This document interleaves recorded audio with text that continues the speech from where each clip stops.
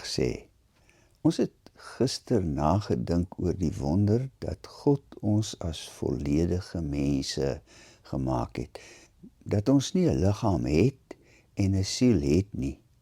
Ons is liggaam en siel. Dit is soos die brood en die wyn in die nagmaal, het ons toegesê.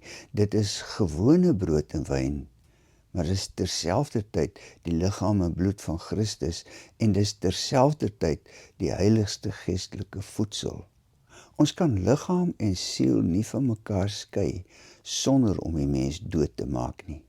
Ons kan brood en wyn in die nagmaal nie van Jesus se vlees en bloed skei sonder om die heiligheid daarvan te skend nie.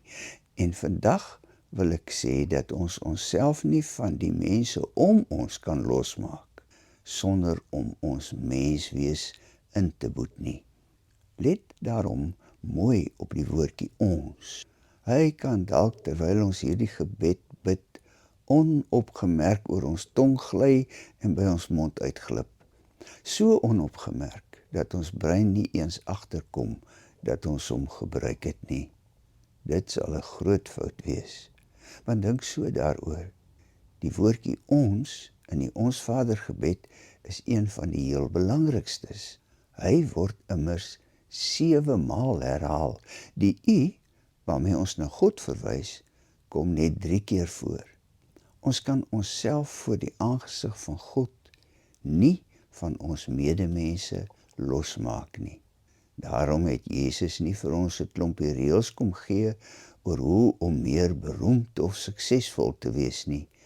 Hy het ons kom herinner daaraan dat ons naaste 'n liefde skuld wat net so groot is as die liefde wat ons van nature vir onsself het. Maar ai tog, is ons traag om hierdie skuld te betaal. Maar betaal moet ons. Paulus reken selfs in Romeine 12 dat dit 'n skuld is wat ons in elk geval nooit afbetaal sal kry nie. Daarmee bedoel hy nie dat ons moet moed opgee en die betalery maar moet los nie. Hy bedoel gewoonweg om ons tot groter ywer aan te moedig. Hy wil hê dat ons nooit ophou om lief te hê nie. Dit is hoekom ons in hierdie gebed, waar die ons so 'n groot rol speel, moet bid dat ons skuld vergewe word. Ons het hierdie vergifnis so nodig soos die brood waarvoor ons in die vorige gebede gevra het. Ons, dis nou ek wat nie my liefdeskuld teenoor my naaste betaal nie, en my naaste wat nie sy liefdeskuld teenoor my betaal nie, het dus nie net brood nodig om te kan lewe nie, ons het ook vergifnisbrood nodig. God se vergifnis en mekaar se vergifnis. My foon waarsku my van tyd tot tyd dat daar te veel toepassings, apps, op hom sit wat ek nooit gebruik nie. Hulle vreet krag, al doen hulle niks. Die foon se battery sal langer lewendig bly as ek van hierdie parasiete ontslaa raak, verduidelik my kunsmatig intelligente foon vir my.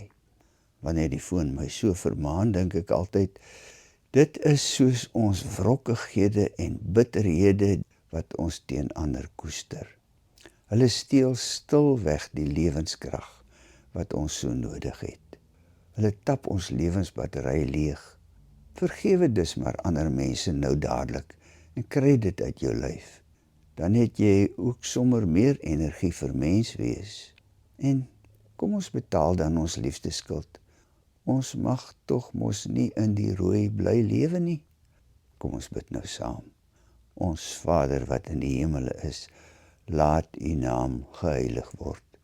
Laat U koninkryk kom. Laat U wil geskied soos in die hemel, so ook op die aarde. Gee ons vandag ons daaglikse brood en vergeef ons skulde, omdat ons ook hulle vergeef het wat teenoor ons skuldig staan. En bring ons nie in die versoeking nie, maar red ons van die bose, want aan U behoort die koninkryk en die krag en die heerlikheid tot in ewigheid. Amen.